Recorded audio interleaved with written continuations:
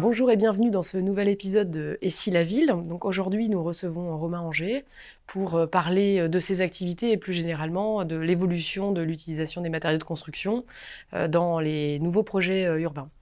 Bonjour Romain Anger et bienvenue. Bonjour.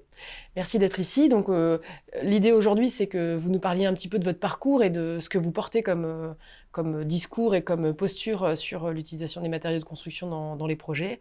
Alors peut-être, vous pouvez déjà nous expliquer ce qu'était le projet Créater au départ, ce que vous faites maintenant chez Amaco? Oui, alors Cratère, moi j'ai travaillé pas mal d'années au Cratère, c'est la référence mondiale sur la construction en terre crue. Et depuis peu, en fait, on a créé ce qu'on appelle Amaco, qui mélange à la fois des architectes et des ingénieurs, qui sont spécialistes de la terre crue et d'autres matières comme les fibres végétales. Et notre idée, notre intention, c'est vraiment de construire avec ce qu'on a sous les pieds et à portée de main. Et la particularité, c'est qu'on va essayer de porter, cette démarche à l'échelle du territoire, à l'échelle de la ville. Expliquez-nous peut-être la différence importante entre terre crue, terre cuite, et puis en quoi la terre crue est novatrice et représente quelque chose de vraiment différent de la terre cuite.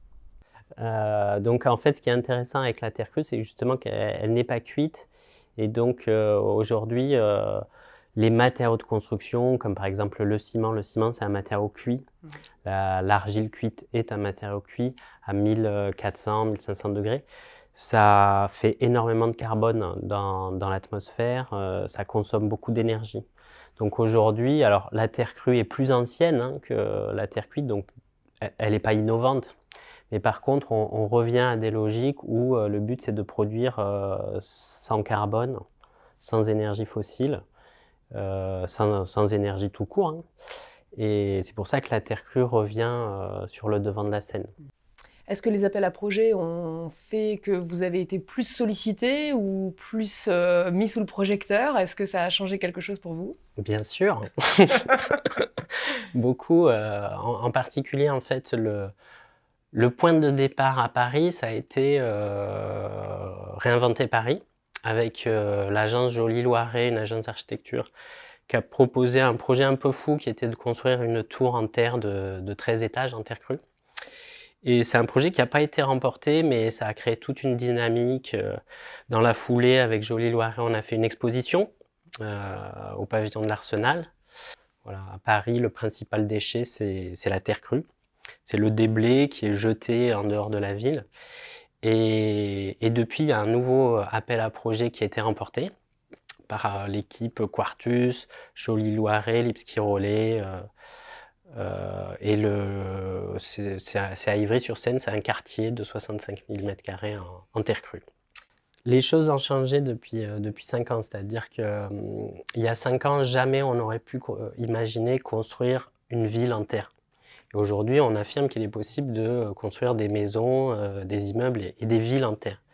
Et jusqu'à maintenant, on était dans une espèce de bataille culturelle où on essayait de convaincre des acteurs, des maîtres d'ouvrage que la terre crue est une alternative crédible.